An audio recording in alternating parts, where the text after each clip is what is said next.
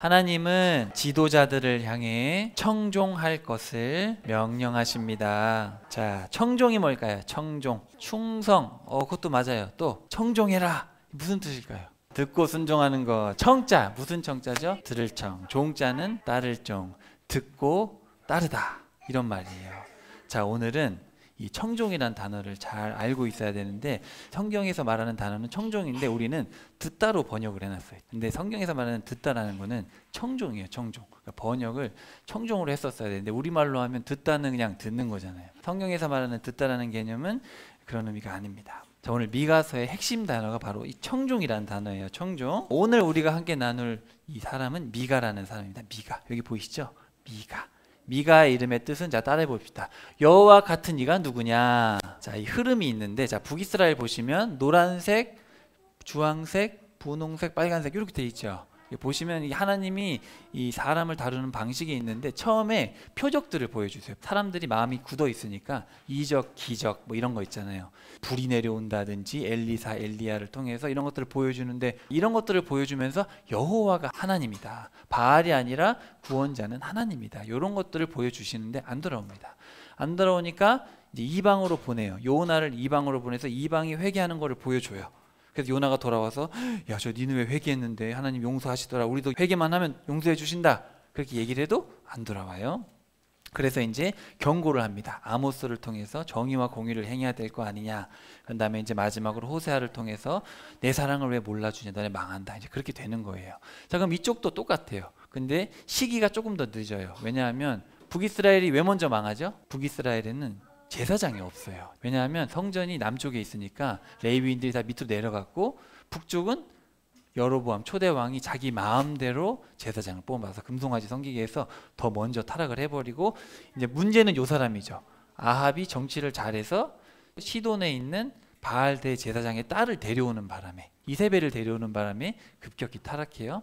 그렇고, 자, 그럼 여기도 이제 하나님이 표적을 뭔가 보여야 될 거 아니에요, 그죠? 그래서 이제 요엘을 보내서 뭘 보내셨어요? 요엘 하면 딱 떠오르는 동물이 있잖아요. 어마어마한 메뚜기 떼가 와가지고 다 잡아먹고, 그러니까 이거 심각한 상태다, 하나님께 돌아가야겠다. 안 돌아오잖아요. 그러니까 이제 요엘을 통해서 예수님 얘기도 하고, 예수님 재림하신 얘기도 하고, 그리고 우리가 지난주에 살펴봤듯이 이사야를 통해서 무슨 얘기했어요? 66장 내내 예수님 오신다. 이제 예수님이 표적이잖아요. 예수님이 제일 큰 기적이에요. 그래서 요엘의 이름은 하나님은 여호와, 여호와는 하나님, 그죠? 그리고 이사야의 뜻은 여호와는 구원자, 구원자는 하나님, 이렇게 돼 있어요. 이런 식으로 체계적으로 하나님이 하시죠. 자, 그런데 이제 여기는 한 명을 더 보냈는데, 이제 미가라는 사람이 있어요. 이 미가는 어떤 얘기를 하냐면, 여러분 잘 아실 겁니다.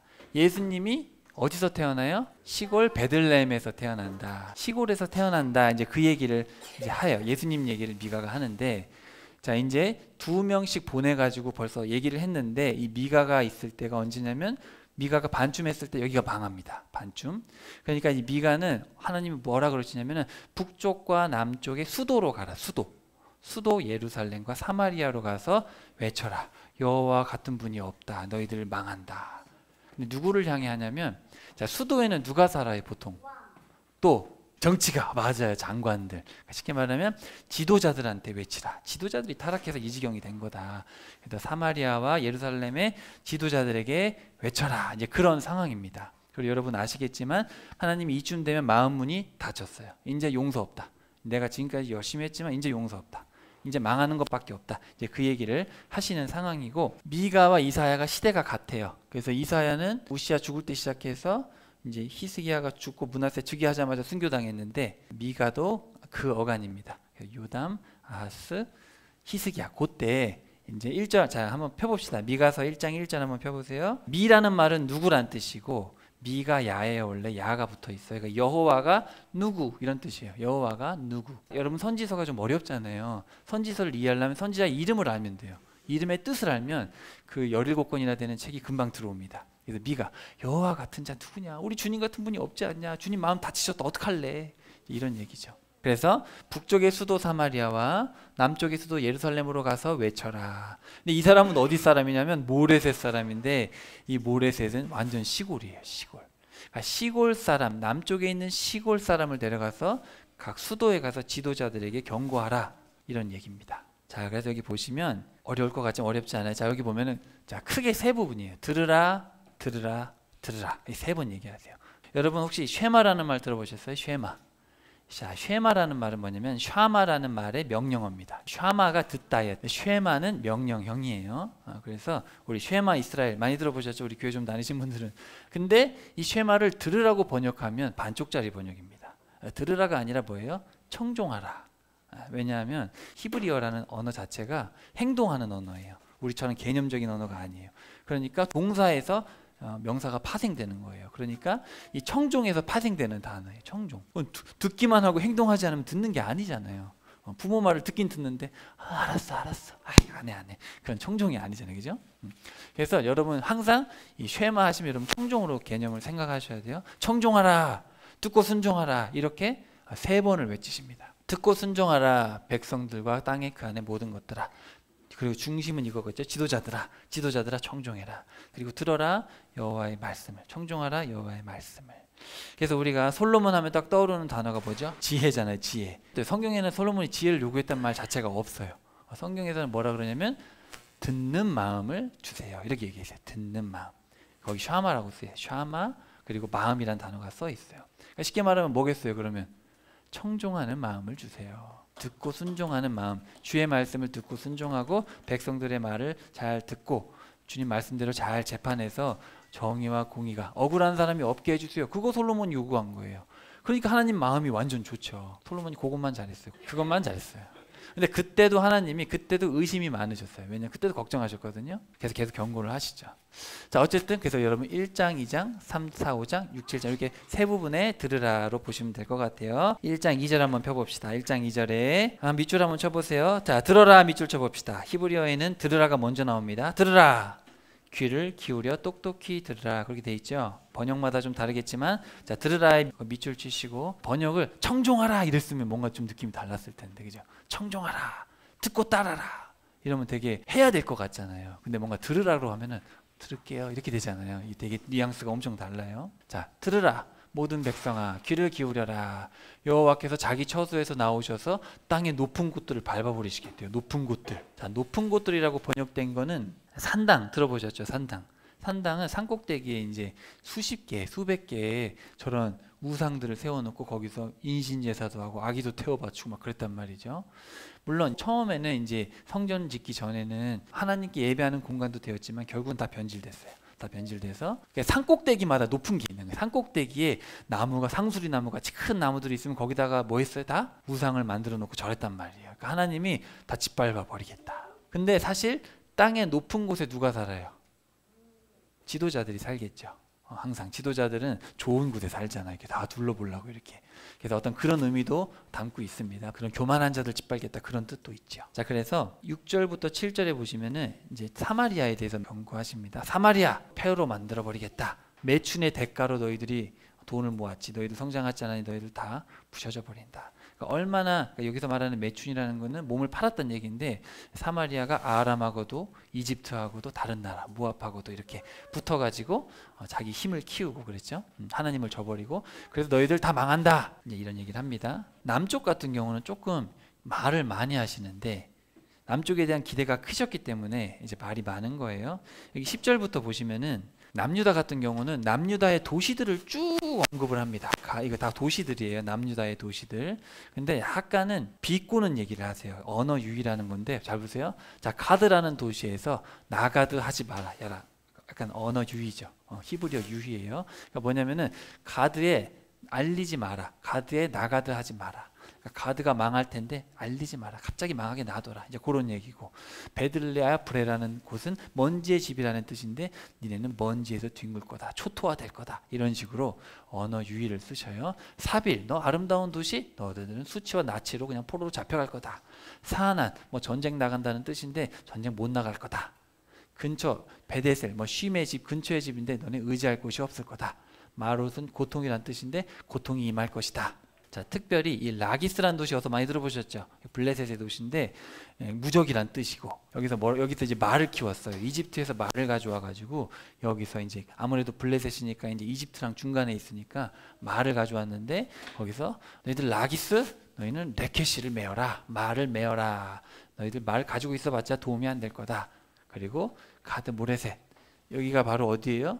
미가의 고향입니다. 미가의 고향 모레셋. 결혼 지참금이라는 단어가 모레시트인데 발음이 비슷해요. 그래서 무슨 결혼 지참금이냐, 이별 예물을 줘라, 이런 식으로. 그리고 악십은 거짓말인데 그 도시가 거짓말을 할 것이다. 또 말에 사는 모레시라는 언어 유의, 정복자한테 떠서 정복자들을 보낼 것이다. 그리고 이 아둘람이라는 동굴은 다윗이 숨었던 데예요. 사울이 쳐들어와서. 그랬을 때 바로 그곳까지, 거기 피난처라는 뜻인데 그곳까지도 적들이 쳐들어올 것이다. 이런 식으로 언어 유의를 쓰셔서, 사실은 약간은 비꼬는 느낌이죠. 약간은 비꼬는. 하나님이 이런 식으로 쓰시는 이유는 기분이 매우 안 좋으시다는 거예요. 니네 뭐 가드? 나가다 하지 마. 이런 식인 거죠. 하나님 마음이 너무 상하시니까 지금 유다를 향해서 이런 말씀들을 하고 있어요. 그러면서 이제 심판의 원인이 뭐냐, 2장으로 가시면 첫 글자가 뭐냐면 화로다. 이게 번역이 안 돼 있죠. 화로다. 한국말은 나중에 그 재앙이 있을 것이다 이렇게 써놨는데 이제 원문에 보면 화로다 이렇게 써 있습니다. 왜 이렇게 심판을 받냐면은, 제일 중요한 게 뭐예요? 정의와 공의를 행하는 거잖아요. 침상에서 불법을 꾀하고 악을 꾸며서 아침이 되면 권력을 가지고 행하는 거죠. 그러니까 밤새 어떻게 하면은 돈을 더 긁어 모으고 저거 불법을 해서든 어쨌든 저걸 해버릴까. 권력자들이 항상 침상에서 나쁜 생각하고 눈 뜨면 그걸 행한다 이거죠. 폭력과 욕심으로 사람과 그의 밭과 집과 재산을 강탈한다. 그렇죠? 이게 바로 정의를 무너뜨리는 거죠. 법을 지키지 않아서 억울한 사람들을 만들어내면 그 사람들이 주님께 호소하면 심판이 집행되는 이런 개념이 미시파트, 정의의 개념이에요.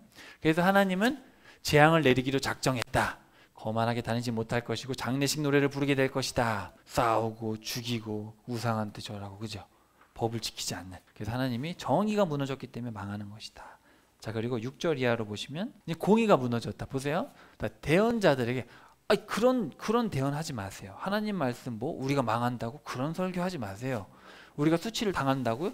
우리는 수치를 당하지 않을 겁니다. 이런 식으로. 자, 왜 그럴까요?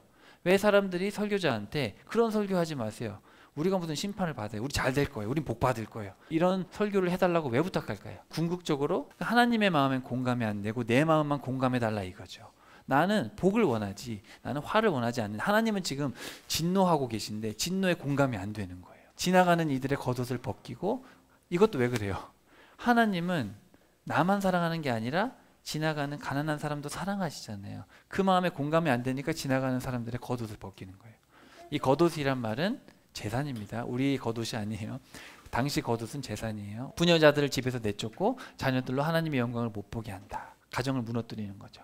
자, 어쨌든 이게 다 공의를 무너뜨린다. 너희들이 내 마음에 공감을 못하니까 이런 나쁜 짓들을 자행하는 거 아니냐. 그러므로 자, 밑줄 한번 쳐봅시다. 저기 10절 보시면 이 2장에 두 개가 딱 명령어입니다. 일어나라, 떠나라. 이 명령어예요. 일어나라, 떠나라. 10절에. 그러니까 한국말로는 지금 명령어 구분이 안 돼 있는데 히브리어에 보면 명령어가 따로 있어요. 일어나라, 떠나라. 더럽혀진 땅에서 떠나라. 허풍과 거짓말로 포도주와 술에 대해서 대언하면 좋은 대여자로 여겨지고 있다.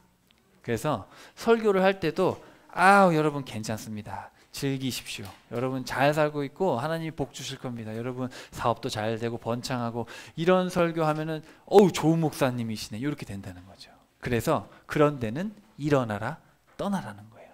사실 제가 목사지만 이런 얘기를 하긴 참 쉽지 않은데, 여러분이 어느 교회를 다니시든 제가 선택할 수 있는 건 아니지만 만약에 여러분의 귀에 듣기 좋은 얘기만 하면 좀 생각을 해보셔야 됩니다.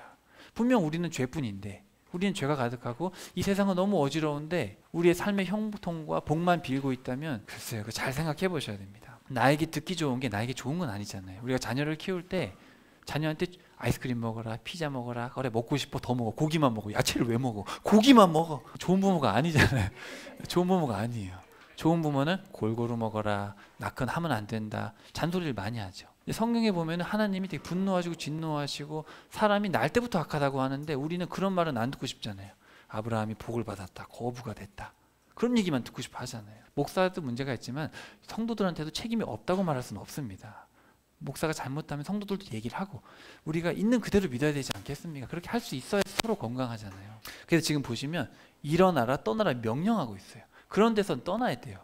요셉이 떠났잖아요. 보디발의 아내가 유혹할 때 주님 믿습니다, 저는 유혹을 안 받을 거예요. 그럼 유혹 당합니다. 자꾸 들으면 그 좋은 말도 자꾸 들으면 여러분 아니 목사님 그건 너무 하잖아요. 근데 자꾸 그런 얘기만 들으면 그렇게 돼요 사람이. 그래서 떠나야 돼요 여러분. 되게 중요합니다. 죄에선 떠나요. 그래서 지금 제가 일부러 가져온 거고 우리가 그냥 읽으면 지나가지만 명령어로 돼 있어요. 자 근데 항상 천년왕국에 대한 얘기를 하시죠. 그러면서 자 여기 12절 13절에 보시면은 야곱아 내가 너희 모두를 반드시 모을 것이다. 이스라엘의 남은 사람들을 반드시 물러 모을 것이다. 보스라의 양떼처럼 에돔의 수도였는데 아주 풍족했죠. 보스라의 양떼처럼 그렇게 목조제 양떼처럼 함께 모을 것이니 사람들이 시끌벅적하게 될 것이다. 그리고 그들의 왕이 그들 앞서 가니 나 여호와가 그들의 선두가 될 것이다. 예수님께서 앞장서시죠. 그래서 여러분 이 선지서 이 예언서를 읽기가 좀 어려운 게 지금까지 분노하시더니 갑자기 두 절에서 막 좋은 얘기를 하시니까 헷갈리는 거예요. 이게 구절을 모르고 읽으면. 근데 부모 마음이 그래요. 막 때려요. 막 말 안 들으면 막 때리다가 야 다 맞았냐? 아이스크림 사줄게 일로 와 이러잖아요. 약간 부모가 약간 그런 느낌이에요. 이게 지금 실컷 지금 2장 내내 때리고서 끝에서 두 절 동안 나중에 보살펴 줄게 약간 그런 느낌입니다. 성경을 부모의 마음으로 읽으면 그래서 이렇게 글을 쓰셨구나 약간 전 이해가 돼요. 그래서 두 절 화가 나니까 좋은 말을 많이 하긴 싫어요. 하나님도. 하지만 본 마음은 이거다 이거죠. 그래서 나중에 예수님 재림하시게 되면 완벽한 회복이 있다. 그때 그런 얘기를 또 잠깐 하시는 거예요. 자 이해되셨죠? 자 수도 사마리아와 수도 예루살렘에 정의와 공의가 없어서 이스라엘은 심판을 받아 황폐해지겠지만 그날이 오면 완전히 회복되어 세상의 중심이 될 것이다. 정리되셨죠? 핵심을 보기 전에 맨 마지막으로 한번 가볼게요. 하나님의 마음이 뭔가. 자 6장으로 한번 가봅시다. 자 6장에서 한번 밑줄 쳐봅시다. 들으라 일어나라. 또 여기 우리 쉬운 말 성경에 보면 고소의 내용을 밝혀라 이렇게 되어 있는데 원문에 보면 변론하라. 2절 중간에도 보시면 들으라. 제가 여기 써왔어요. 들으라 일어나서 변론해라. 들으라. 하나님께서 이제 고소하시는 거죠. 하나님이 사실 되게 속상하신 거예요. 뭐가 속상하냐면 하나님이 이럽니다. 야 내가 잘못한 게 뭐냐. 내가 너한테 무슨 무거운 짐이라도 줘서 너를 괴롭게 했냐. 빨리 얘기해봐. 부모 마음이 그런 거죠. 아이를 때리면서도 내가 솔직히 너한테 못해준 게 뭐 있냐. 내가 뭘 잘못했길래 너 나한테 이러는 거냐. 그러는 거죠. 내가 너희를 이집트에서 건지고 그리고 모세와 아론과 미리암을 보내서 인도하지 않았냐. 그리고 모압 왕 발락이 발람을 데려와가지고 주술사잖아요. 무당을 데려와가지고 너희들 저주하려고 할 때 저주 못하게 막지 않았냐. 발람이 올 때 내가 당나귀한테 말도 시켜가지고 못 오게 하고 여호와의 사자가 칼 들고 서 있어가지고 저주 못하게 막지 않았냐. 그리고 너희 시딤에서부터 시딤은 요단강 건너기 마지막 도시예요. 시딤에서 요단강 건너서 첫 도시 길갈에 도착할 때까지 어떤 일이 있었냐. 홍해 갈라지고 요단강 갈라지고 내가 무당도 막아주고 내가 지도자들도 보내주고 기억 안 나냐? 이런 얘기를 하는 거죠. 자 여기 보시면 자 기억하라 6장 5절에 보시면은 자 밑줄 한번 쳐봅시다. 명령어로 되어 있습니다. 기억하라. 여러분 이게 되게 중요합니다. 부모한테 대드는 사람은 부모가 자기한테 뭘 해줬는지 몰라서 그래요. 몰라서. 부모가 자신을 위해서 얼마나 희생하는지를 알면 부모에 대해서 뭐라 못하죠. 아무리 부모가 뭐 부족한 부분이 있다 할지라도 사람이니까. 하지만 뱃속에 10개월 데리고 있다가 태어나자마자 이쁘긴 한데 똥부터 싸잖아요. 그럼 똥기저귀 갈아야지, 먹여줘야지, 병원 데려가야지. 부모가 자기 삶이 없잖아요. 20년 동안 자기 삶이 없잖아요. 키워내기 위해서. 근데 그거를 몰라주면 그 충격이. 그러니까 하나님도 지금 속마음을 얘기하는 거예요. 내가 뭘 잘못했길래 그러냐. 내가 너희들 700년 동안 미가서가 한 700년 지난 건데 출애굽부터 이 미가 때까지 700년 동안 내가 너희들한테 잘못한 게 뭐냐. 너희들한테 이렇게 많은 사랑을 베풀었는데 왜 기억하지 못하냐. 하나님도 지금 울부짖는 거죠. 사실은. 되게 마음이 상하신 거죠. 너희들이 이런 거 기억하면 여호와의 공의를 알 것이다. 쉽게 말하면 뭐예요? 그러면 내 마음에 공감이 될 거다. 이제 그런 얘기예요. 지금 쉽게 말하면. 여러분이 이 공의의 개념을 공감으로 이해를 하시면 딱딱한 어떤 경전처럼 들리는 게 아니라 그럼 네가 내 마음에 지금 공감이 안 되는 거 아니야. 내가 너희를 얼마나 사랑했는데. 그러면서 이제 미가가 그 얘기를 듣고 뭐라고 반응하냐면 하나님 제가 무엇을 가지고 하나님께 경배할까요? 번제물, 1년 된 송아지, 수천 마리의 순양, 수만의 강 같은 기름, 아니면 내가 맏아들을 주님께 갖다 바치고 태운다는 게 아니라 맏아들을 드리고 내 영혼의 죄를 위해 내 몸을 주님께 드릴까? 하나님 제가 무엇으로 이 은혜에 보답할 수 있을까요? 사람아 무엇이 선한지 주님께서 말씀하시지 않았느냐. 여호와께서 내게 찾으시는 것은 여호와께서 저와 여러분에게 찾는 것은 정의를 행하고 사랑을 사랑하고. 원문에 보면 그런데 자 헤세드 기억나세요? 제가 사랑의 세 종류 은혜의 세 종류 말씀드렸는데 헤세드는 약속과 관련된 거. 약속. 언약과 관련된 사랑입니다. 그러니까 하나님은 너무 신실하시니까 약속을 잘 지키는 것을 너무 사랑하시는 거예요. 약속을 잘 지키고 약속을 소중히 여기시는 것을 하나님 신실하신 분이니까.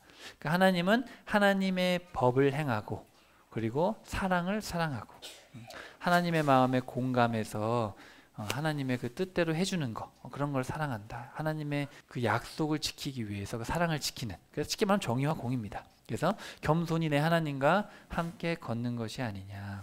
원문에 보면 걷는 겁니다. 표현이 걷다라는 표현이에요. 그래서 겸손히 내 하나님과 함께 걷는 것이 아니냐. 그래서 여러분이 인생을 저기 손잡고 가고 있네요. 그죠? 정의를 행하고 그 언약을 지키면서 긍휼을 베풀면서 살아가는 것, 그것을 하나님이 기뻐하시지 않냐. 여호와의 이름을 바라보는 것이 완전한 지혜, 영구적인 성공이다. 너희들 뭐 돈 많이 벌어서 아파트 사고 좋은 차 사는 게 성공이 아니라, 투시아라는 히브리어 단어가 우리가 생각하는 그런 지혜랑 좀 달라요. 그 지혜, 호크마라는 단어는 여러분 생각하는 그런 지혜인데, 이 단어는 영구적인 성공의 의미를 가지고 있어요. 그러니까 여러분이 인생에서 성공하려면 뭐 해야 돼요?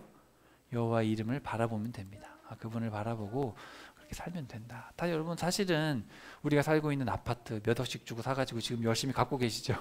다 없어질 거잖아요. 영원한 게 아니에요. 우리 자녀에게 물려줄 것도 아니에요. 우리가 추구해야 될 것은 하나님이죠. 하나님. 영원한 세상, 영원한 복을 우리가 누려야겠죠. 그래서 매와 그 매를 정하신 분께 샤마해라, 쉐마해라, 순종해라, 심판이 있다라는 얘기죠. 이렇게 울부짖고 계신데 그거를 우리가 그거는 2700년에 했던 얘기고 지금은 다르지, 이제 그렇게 받아들이면 하나님 서운하다 이거죠. 제가 봤을 땐 미가만큼 이 시대에 정확한 말씀이 없는 것 같아요. 너희들이 참 죄를 많이 졌다. 보시면 사악한 재물, 가증스러운 거짓적을 포악한 부자들, 거짓말하는 주민들, 그래서 네 죄로 말미암아 폐허가 될 것이다. 이 죄라는 하타라는 단어는 이웃과의 관계에서, 자 여러분, 저울 여기가 성경이 참 많이 나옵니다. 저울, 장사를 할 때 돈이 더 되게 추후를 바꾸는 거예요. 저울을 쉽게 말하면은 100kg가 딱 떠야지 그거에 맞게 팔 텐데 100kg가 아니라 뭐 120kg가 나오게 똑같은 거를 팔면서 그렇게 저울을 위조해 가지고 돈을 더 번다 이겁니다. 그 당시에. 그러니까 지금도 이제 장사하려면 어떻게 해야 돼요? 정직하게 하면 장사가 돼야 안 돼요. 안 되니까 장사하는 사람들이 자꾸 불법을 행하잖아요. 알게 모르게 이게 법을 피해서. 그러지 말란 얘기. 그러지 말라. 하나님 다 보고 계신다. 그래서 그런 것 때문에 배부르지 못하고 순교도 없어질 것이고 씨를 뿌려도 추수가 없을 것이다. 수치와 조롱을 당할 것이다. 하나님 하늘에서 다 보고 계시죠. 그래서 여러분 여기 사업하시거나 직장생활 하시거나 할 때 세금 떼지 말고 한두 푼 더 뗀다고 뭐 우리가 천국 가고 못 가고 그런 차원이 아니라 그냥 정직해야 돼요. 우리는 정직하게, 무조건 정직하게. 화로다. 나는 여름 과일이나 포도 주스처럼 아무것도 없다. 경건한 사람이 없구나. 하나님이 한탄하시는 거죠. 미가의 입을 통해서. 경건한 사람, 고든 사람이 없구나. 정직하게 법대로 사는 사람이 없구나. 모두 피를 보려고 숨어서 기다린다. 자기 형제를 그물로 잡는다. 두 손은 악을 행하는 데 뛰어나고 관리와 재판관은 뇌물을 요구하고 권력자들은 욕망에 따라 일을 꾸미고 행한다. 그나마 낫다고 하는 자들도 똑같다. 그런 얘기를 하죠. 우리나라도 참 눈치 문화가 많으니까 뒷돈도 왔다 갔다 하는 거 있지 않습니까? 우리 성도님 얘기를 들었는데 그 로비 때문에 사업하기가 그렇게 힘들다는 거예요. 그래서 그거 때려쳐서 안 될 것 같지만 되더라는 겁니다. 그거 로비 안 하고 접대 안 해도 어느 순간 되면 하나님이 불러주신다는 거예요. 거래처를. 그러니까 우리 신앙인들은 그런 믿음을 가지고 살아야죠. 그런 거 이겨내고 뇌물 주지 말고. 그리고 왜 우리 기독교인들도 보면은 부모님 돌아가실 때 재산 분할 때문에 엄청 싸워요. 제발 그러지 말고. 그 돈이 뭐라고. 그런 경험이 참 많습니다. 현실적인 얘기죠. 그러니까 우리가 이런 말씀들을 보면서 하나님이 다 눈여겨보고 계신다. 우리 크리스찬들도 돈에 약한데 이웃을 믿지 말고 친구를 신뢰하지 마라. 사람은 믿을 게 못 된다. 애시당초. 내 품에 누운 여자에게도, 아내에게도, 남편에게도 입을 조심하고, 아들이 아버지를 무시하고 자기 집안 사람들이 원수가 될 것이다. 그러니까 쉽게 말하면 여러분이 의지할 건 누구밖에 없어요? 하나님뿐이 없다. 남편도 아내도 사람이에요. 사람이고 부모도 자식도 사람이고 믿음의 대상은 아닙니다. 그렇지만 우리를 제일 힘들게 하고 흔드는 대상은 가까운 가족들이잖아요. 마귀가 이용하는 거예요. 사람을 위하면 안 돼요. 이런 얘기들을 하고 계셔요. 자, 그러면서 이제 미가가 얘기를 합니다. 나는 여호와를 바라고 구원이신 하나님을 기다릴 것이다. 나를 용서해 주시고 빛으로 인도해 주실 것이고 이방 나라들은 하나님을 두려워할 것이다. 자, 그러면서 여기 한번 밑줄 한번 쳐봅시다. 7장 18절 한번 보세요. 자, 주님 같은 분이 어디 있겠습니까? 자, 이게 바로 미가의 이름의 뜻이죠. 미가는 여호와 같은 자 누구인가? 여기는 이제 사실 보면 하나님 같은 자 누구인가 이렇게 돼 있어요. 하나님 같은 자 누구인가? 주와 같은 신이 누구인가? 우리의 삐뚤어짐을 용서하시고 우리의 반역을 소멸하시고 진노를 품지 않으시고 사랑을 기뻐하시고 우리를 불쌍히 여기셔서 다시 회복시키시고 주님 우리에게 사랑을 베풀어 주소서. 이렇게 미가가 호소하면서 끝이 나게 됩니다. 죄악을 지적하지만 이제 하나님의 호소, 하나님 돌아오라 그러고 내 마음 좀 알아달라 그러고 미가를 통해서도 하나님의 크신 사랑으로 용서하시고 우리를 회복시켜 주소서. 이렇게 얘기를 하면서 끝이 납니다. 자, 정의와 공의가 무너진 이스라엘아, 하나님은 네가 은혜를 기억하고 정의와 공의를 행하기를 바라신다. 그는 우리를 완전히 회복하실 것이다. 여호와 같은 분은 없다. 자, 그래서 이 정의와 공의에 대해서 항상 강조하고 계시고 완전히 회복될 날이 있다. 우리한테 한 얘기가 아니지만 사실은 저와 여러분의 삶에도 정의와 공의가 있기를 바라시는 게 주님의 마음입니다. 그리고 저와 여러분에게도 완전한 회복의 날이 있다라는 거예요. 우리 예수님 재림하실 때. 그래서 여호와와 같은 분은 없다. 이렇게 얘기를 하시고, 자 이제 오늘의 핵심으로 한번 가보겠습니다. 자, 이 지도자들. 여기서 말하는 지도자들은 당시의 정치 종교 지도자들이겠지만 지금 설교를 듣는 저와 여러분에게는 어떻게 했어요? 부모는 지도자입니다. 가정에. 그러니까 여러분들 다 부모잖아요. 여러분도 지도자예요. 그렇게 생각하고 말씀을 들으셔야 돼요. 특별히 남편은 하나님이 가정의 머리로 세우셨어요. 아내를 잘 사랑으로 섬기고 또 예수 그리스도로 이 가정이 잘 갈 수 있도록 총책임자는 남편입니다. 성경에서는 남편으로 정하고 있어요. 그러니까 우리 남자들은, 우리 남성들은 더 책임을 가지고 아내를 품고 주님이 교회를 사랑하듯이 아내를 품고 그리고 자녀들을 사랑해서, 물론 아내분들도 동등한 입장에서 서로 도와야 됩니다. 돕는 입장이니 서로 도와야 돼요. 서로. 자, 그래서 남 얘기로 듣지 마시고 내 얘기로 들으시길 바라고, 지도자. 그리고 여러분 교회에서도 여러분이 어떤 책임을 맡으셨다면 여러분이 다 지도자고, 또 여러분 회사에서 여러분이 물론 사장이 아닐 수 있고 직원일 수도 있지만 여러분 주님의 자녀로서 그곳에서도 책임감을 가지고 살아야겠죠. 그런 마음을 가지고 한번 들어봅시다. 자, 3장 1절. 자, 들으라로 시작합니다. 3장 1절. 들으라 이렇게 시작합니다. 야곱의 지도자들아, 이스라엘의 통치자들아, 너희가 정의를 알아야 할 것이 아니냐. 여기 보시면 돈을 받고 재판하고 백성들에게 표확을 행하니 부르짖을 때 듣지 않을 것이다. 정의를 미워하고 모든 정직한 것을 굳게 한다. 자, 대언자들아, 지금 말하면 설교자들이죠. 설교자들아, 돈을 받고 마음대로 평안과 전쟁을 선포하면서 하나님이 함께 하셔서 재앙이 없을 것이라고 말하고 있다. 너희들은 이제 계시가 없을 것이다. 내가 아무 말도 안 할 것이다. 그래서 어두워질 것이다. 제사장들은 돈을 받고 가르치고 있다. 이거를 사실 이제 지금 말로 하면 참 안쓰럽죠. 여러분 목회자가 설교할 때 돈 받고 설교하면 됩니까? 어떻게 생각하세요? 사실은 뭐 여러분 다 아시겠지만 부흥 강사님들이 부흥에 와서 수고비로 받는데 100만 원을 받는다. 사실은 받을 수 있죠. 뭐 저도 뭐 수고했다고 받을 수 있지만 참 마음이 좀 무겁습니다. 설교를 하면서 물론 좋은 마음으로 이렇게 인사차 할 수 있지만 그게 과연 그렇게 받다 보면 마음이 어떨까? 근데 그 당시에도 돈 받고 좋은 설교 해주고 돈 받고 이렇게 해줬다. 이런 게 정치인들도 돈 받고 한 자리 앉혀주고, 지금도 똑같잖아요. 2700년 전이나 지금이나 똑같아요. 너희들 때문에 시온과 예루살렘이 폐허가 되고 산은 수풀에 뒤덮일 것이다. 그래서 저 끝으로 가시면 5장 10절에 가시면 여호와의 엄중한 말씀이다. 너희들 다 망한다. 군마와 전차들이 부서지고 성들은 무너지고 마술과 점치는 것이 없어지고 우상들 아세라 다 부셔버리겠다. 쉐마하지 않는 순종하지 않는 민족은 다 진노와 분노로 갖겠다. 자, 계속해서 말하는 단어 아시겠죠? 청종하지 않으면 망한다는 거예요. 청종해야 된다. 하나님께 청종해라. 그리고 계속해서 지금 돈 얘기를 합니다. 돈. 그래서 나중에 예수님 오셔서 그냥 노골적으로 얘기하시잖아요. 뭐라 그러세요? 하나님과 돈을 같이 못 섬긴다. 못 알아들으니까 계속 얘기하는데, 돈 얘기를 계속 하는데 700년 지나서 예수님 시대가 됐는데도 바리새인하고 사두개인들은 돈만 받고 있는 거예요. 그러니까 너희들은 천국 못 간다. 그렇죠. 자, 그런데 자 여기 한번 펴봅시다. 3장 8절 한번 밑줄 쳐보세요. 미가가 이런 얘기를 하면서 중간에 자기 얘기를 잠깐 하는데 뭐라 그러냐면, 나는 여호와의 영 성령님으로 말미암아 능력과 정의와 힘이 가득함으로 야곱에게 반역을 이스라엘에게 범죄를 선포한다. 자, 성령님이 내 마음에 오셨기 때문에 나는 담대하게 뭐 해요?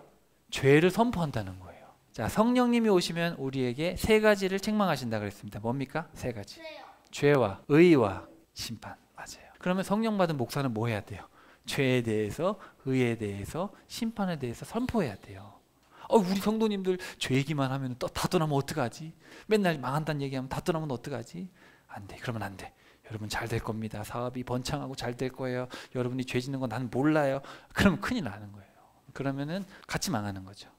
그래서 지금 미가의 모습을 보면 미가가 시골 사람이고 아무도 알아주지 않는 모레셋 시골 깡촌 사람이지만 이 사람이 수도에 와서 외친다고 듣겠습니까? 누가 들어요? 아무도 안 들어요.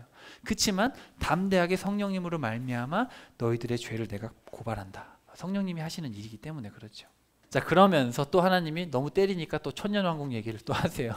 자, 그래서 자, 마지막 날들 여호와의 전에 산이 이 시온산이 꼭대기에 올라갈 것이다. 이렇게 나중에 예수님 재림하실 때.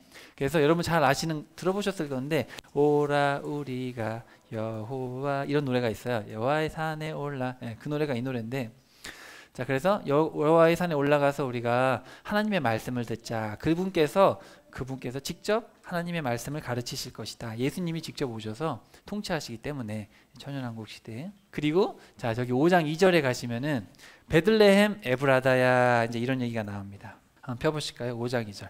베들레헴 에브라다야 너는 유다 족속 중에 작을지라도 이스라엘을 다스릴 자가 너로부터 나온다. 미가는 어디 출신이에요? 시골 모레셋 출신. 근데 이거는 하나의 예표잖아요. 하나의 예표고 진짜 메시아는 예수님은 어디서 오세요? 시골 베들레헴에서 온다. 이제 이런 얘기예요. 그래서 시골 베들레헴에서 너희를 위해서 다스릴 자가 오고 그분은 근본이 뭐냐면 영원에 있다. 그분은 사람이 아니라는 거죠. 그분은 영원에서 오신 분이다. 예수님이시죠. 그래서 예수님이 그들을 적에게 넘겨주실 것입니다. 여자가 아이를 낳을 때까지, 예수님이 태어나시기 전까지. 근데 예수님이 오셔서 궁극적인 회복이 시작될 것이다. 이제 그런 얘기를 하고 있어요. 자, 그러면서 여기 계속해서 볼게요. 그래서 예수님께서 이제 오시면 심판을 하시죠. 예수님께서 재판을 하시니까 억울한 일이 없어지는데 창을 쳐서 낫을 만들고 어서 들어봤죠? 칼을 쳐서 보습을 만들고 이게 뭐예요 이게? 더 이상 전쟁할 필요가 없어요. 왜냐하면 예수님이 다스리시니까. 그러니까 농기구로 바꿔서 농사 짓는다 이런 얘기예요. 그리고 여기 보시면 각 사람이 자기 포도나무 아래와 무화과 나무에 앉은 요 표현은 경구입니다. 경구. 쉽게 말하면 요거는 완전한 평화의 때를 상징하는 말이에요. 격언. 그러니까 여기 보면 그는 예수님은 샬롬이 될 것이다. 샬롬. 이 샬롬이 요거예요. 샬롬. 포도나무 아래, 무화과나무 아래 앉았다는 표현이 샬롬의 표현이에요. 샬롬은 평화가 아니라 뭐예요? 온전해지는 거예요. 온전해지는 거예요. 샬롬은 우리가 생각하는 그런 평화가 아니에요. 온전해지는 거예요. 그래서 모든 대적들은 멸망할 것이다. 어서 많이 들어봤죠, 이 말씀. 자, 우리가 이사야서에 보시면 이사야서 공부할 때 맨 처음에 나옵니다. 그래서 이사야서에 보면 계속해서 천년왕국 얘기를 하셨었는데 그때 했던 얘기를 또 하고 있죠. 칼과 창을 다 다듬어서 농기구로 만들 예수님께서 오시면 그런 완전한 평화의 때가 있다. 그리고 여러분 에브라다 이야기를 제가 꼭 해야 되는데 자, 이 에브라다가 도대체 어디냐? 야곱이 유다를 낳고 베레스를 낳고 헤스론을 낳고 갈렙을 낳는데 이 갈렙은 여러분이 아는 그 여분네 아들은 아니에요. 다른 갈렙인데 헤스론의 아들 갈렙인데 에브라다랑 결혼을 한 거예요. 결혼을 해서 후를 낳고 이 사람들이 참 믿음으로 살았던 사람들입니다. 이 사람들이. 그리고 이 살마가 베들레헴 성읍을 세웠고 근데 이 사람들이 누구냐면은 나중에 레갑 사람들. 혹시 레갑 들어보셨어요? 하나님께서 그렇게 극찬했던 사람들. 끝까지 집도 짓지 않고 포도주도 마시지 않고 그렇죠? 그렇게 끝까지 믿음을 지켰던 그 사람들이 바로 여기 출신들. 외부인이지만 이 사람들이 바로 모세의 장인 이드로의 사람들, 이방 출신들인데 유다에 편입됐는데 이 사람들이 나중에 하나님께 극찬을 받았던 사람들, 이 사람들이죠. 그래서 다 연결되어 있어요. 베들레헴, 에브라다야. 제가 자세한 설명은 기회가 되면 다음에 해드릴게요. 그래서 이 에브라다라는 표현 자체가 뭐냐면은 하나님께 구별돼서 끝까지 정말 믿음을 지켰던 그 사람들과 연결되어 있다. 그래서 거기서 미천하지만 거기 시골 베들레헴에서 메시아가 태어났다. 모든 백성들이 각자 자기 신들의 이름으로 행하지만 우리는 영원히 우리 하나님의 여호와 이름을 행할 것이다. 다리 저는 사람, 추방된 사람, 환난된 사람들은 다 예루살렘으로 모여서 예수님께서 친히 다스려 주실 것이다. 이렇게 천년왕국의 때가 있다. 그렇게 회복의 때를 얘기를 하십니다. 너무 반복을 많이 하시죠. 계속 얘기하시고. 자, 근데 이제 전체의 핵심인데요. 자, 한번 펴봅시다. 자, 4장 9절에 자, 지금에다 한번 동그라미 쳐보세요. 지금. 이 제일 먼저 나오는 단어가 지금입니다. 지금. 너희들 왜 울고 있느냐? 지도자들이 다 죽어서 울고 있느냐? 이렇게 얘기를 하죠. 실제로 다 죽은 거죠. 하나님이 너무 악하니까 지도자들을 다 심판하실 것이다. 이런 얘기를 하고 있습니다. 지금 울고 있느냐? 지도자들이 죽었느냐? 그리고 맨 뒤에 가면은 딸 군대여 군사를 보아라. 우리가 포위당했으며 그들이 막대기로 이스라엘의 통치자의 뺨을 칠 것이다. 지도자들은 수치를 당할 것이다. 지금. 그러니까 지금 이 지도자들한테 경고하고 있는 겁니다. 사마리아와 예루살렘 수도에 가서 지도자들아 너희들 다 죽을 것이다. 지금 너희들 수치를 당할 것이다. 이렇게 무시무시한 경고를 하고 있어요. 지금. 듣지도 않았겠죠. 뭐 시골 촌놈이 와가지고 외치는데 뭐 듣겠어요, 그죠? 그렇지만 시온아, 믿음이 있는 사람들아, 몸부림쳐라, 급히 나아라, 일어나라, 타작해라. 이건 뭐냐면은 너희들 바벨론으로 잡혀가서 거기서 구조받을 것이다. 지금 예루살렘 성읍과 사마리아 성읍은 너무 악해서 망하니까 거기서 빨리 뛰어나와라. 몸부림쳐서 급히 나아라는 뭐냐면은 빨리 나오란 얘기. 거기 망한다. 너희들 나와라. 바벨론 포로 생활을 통해서 구원받을 거야. 거기서 나와서 바벨론 잡혀가라 그냥. 그런 얘기를 하고 계시고, 그리고 저기 일어나라 타작해라.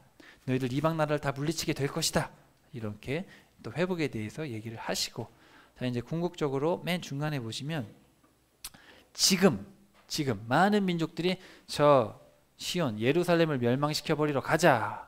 시온을 더럽히고 우리가 한번 지켜보자. 이렇게 얘기를 하고 있지만 그들은 여호와의 뜻을 알지 못하고 여호와의 충고를 분별하지 못하고 있다. 그가 타작의 곡식 다발처럼 그들을 모으실 것이다.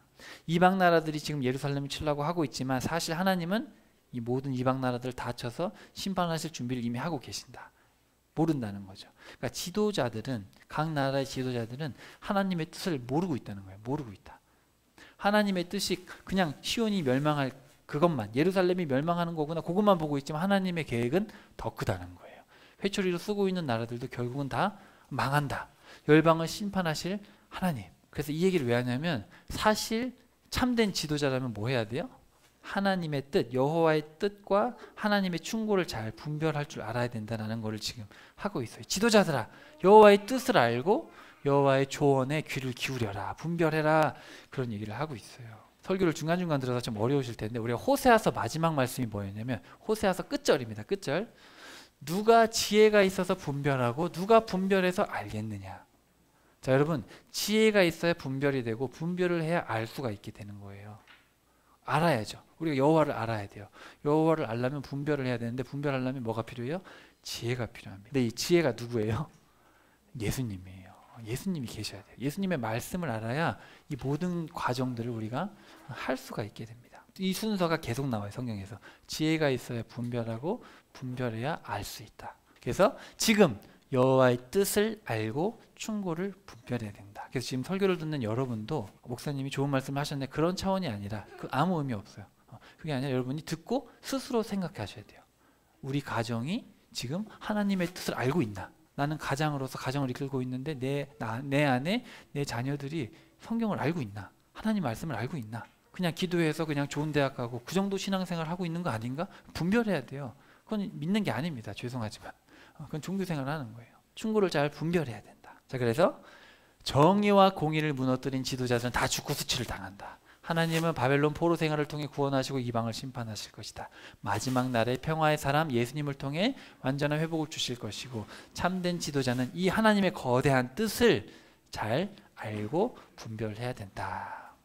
그래서 다 같은 얘기를 하고 있습니다. 사실은 이제 미가서가 이런 얘기를 하고 있어요. 정의와 공의가 너희 삶에 없다. 그럼 망한다. 정의와 공의가 있는 너희들의 가정, 부부 생활이 제일 중요하죠. 부부 생활에 정의와 공의가 있어야 돼요. 억울하게 하지 말고 공감해주고 그렇게 해야 되고, 그 다음에 우리 가정이 정의와 공의가 있어야 되고 내 직장, 내 사회생활 속에서 정의와 공의를 행하시면 됩니다. 주일 예배는 한 번만 드리고 교회도 안 오셔도 돼요. 예배만 드리고 가셔서 삶의 자리에서 정의와 공의를 행하시는 게 중요합니다. 예배는 한 번이면 족합니다. 자, 그래서 이런 내용들을 미가가 담고 있다. 자, 말씀을 마치기 전에 잠깐 우리의 삶을 한번 돌아볼게요. 베트남에 다녀오셨는데 베트남도 가난하죠. 전 필리핀에 8년 살다 왔는데 필리핀은 비일비재합니다. 이런 모습이. 왜냐하면 시골엔 돈이 없어요. 시골에는 돈 자체가 없으니까 도시로 와야 되는데 도시에도 빈부격차가 이미 너무 크기 때문에 도시 옆에 이렇죠. 철도 옆에 뭐 어마어마하죠. 그리고 이런 모습들. 자, 이런 모습은 2700년 전이나 2000년 전이나 1000년 전이나 지금이나 똑같습니다. 자, 여기 보시면 자, 돈 이게 19년 자료밖에 없더라고요. 찾아봤는데 자, 0.9%, 0.9%, 1%의 사람이 전체 돈의 43%를 가지고 있어요. 이게 현실이 우리나라도 똑같아요. 그래서 더 양극화돼 가고 있죠. 돈이 많은 사람은 그 돈으로 돈을 더 벌고 없는 사람들은 있는 돈마저 잃고 있는 현실이잖아요. 근데 이런 것에 대해서 우리가 어떤 관점을 가져야 되냐면 하나님이 하늘에서 보고 계시면 어떨까 이제 이런 생각을 해야 돼요. 그냥 단순히 투쟁하라는 게 아닙니다. 우리 기독교는 단순히 그냥 양극화는 나쁜 거다. 돈을 정확하게 분배해야 되지 않냐. 그렇게 그냥 투쟁하라는 게 아니라 하나님의 마음으로 볼 수 있어야죠.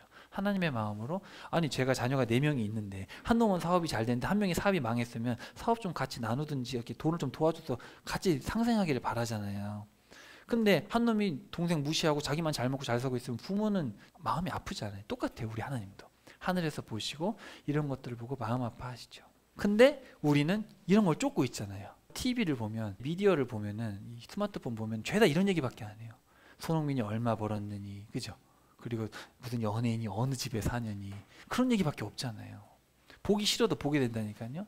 그건 나도 모르게 무의식적으로 동경하게 돼요. 동경하게 되고 특히 한국 사회는 더 눈치 보는 사회니까 사실 우리가 관심 가져야 될 때는 이런 게 아니잖아요. 이거 갖지도 못할 걸. 믿는 사람들은 뭔가 달라야 되잖아요. 뭔가 달라야죠. 지도자들, 권력자들, 부자들 세상의 성공을 위해서 달려가고 있고 우리 자녀들도 오직 성공을 위해서. 우리 10대들의 꿈이 뭔지 아세요? 요지부동 의사예요. 의사. 제일 안정적인 돈이 되니까. 옛날에 공무원이었는데 이제 공무원 돈이 안 되니까 이제는 다 의사 하려고 그러죠. 솔로몬이 얘기하지 않습니까? 모든 노력과 모든 성취 다 해봤는데 다 뜬구름 잡는 얘기더라. 레갑 집안 사람들 그냥 포도주도 마시지 말고 집도 가지지 마라. 그렇게는 신앙생활 안 되더라. 아무것도 하지 마라 했더니 몇백 년 동안 그 유언을 듣고 했잖아요. 그리고 미가도 그렇고 미가도 시골 출신인데 가가지고 외쳤는데 한 명이나 들었겠습니까 그거를. 그 다음에 예수님 심지어 하나님이 사람이 돼가지고 왔는데 아무도 안 들었어요.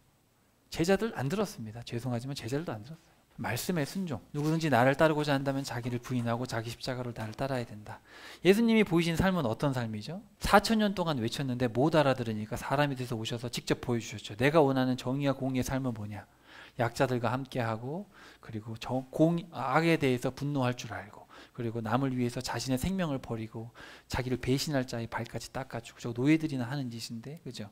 그리고 어쨌든 자기를 무시하고 욕하고 조롱하는 어떤 종교 지도자들을 향해서도 분노하지 않으시고 다 참으셨잖아요. 참고 인내하고 버티고. 아우 그건 예수님의 삶이지 우리가 어떻게 삽니까? 예수님이 살아주셨으니까 우리는 편하게 살면 되는 거 아닙니까? 그게 복음 아닙니까? 그게 복음 아닙니다. 아니에요. 그게 아니라 그렇게 사셔서 모범을 보이셨기 때문에 우리도 그렇게 살라는 거예요. 너희들이 원래 그렇게 못 살죠. 우리는 못 살아요. 못 사는데 너희들이 그렇게 살게 해주겠다. 내가 그렇게 살았으니까 성령님이 오시면 이런 삶을 살 수 있게 해주겠다. 세상이 감당하지 못할 삶을 살게 해주겠다. 쉽지 않죠 여러분. 내 집 내 아파트 다 팔고 날 따라오라. 자신 있으세요? 교회 생활을 정말 열심히 했던 부자 청년이 내 율법 다 지켰어요. 예수님 나 율법 다 지키고 돈도 많은데요. 제가 뭘 더 해야 되죠? 뭘 더 해야 천국 갑니까? 다 팔고 날 따라와라. 울면서 갔어요. 울면서. 그러니까 우리 크리스찬 신앙이 정말 진짜인지 고민해야 됩니다. 나도 정말 예수님 지금 다 팔고 오라면 갈 수 있겠는가?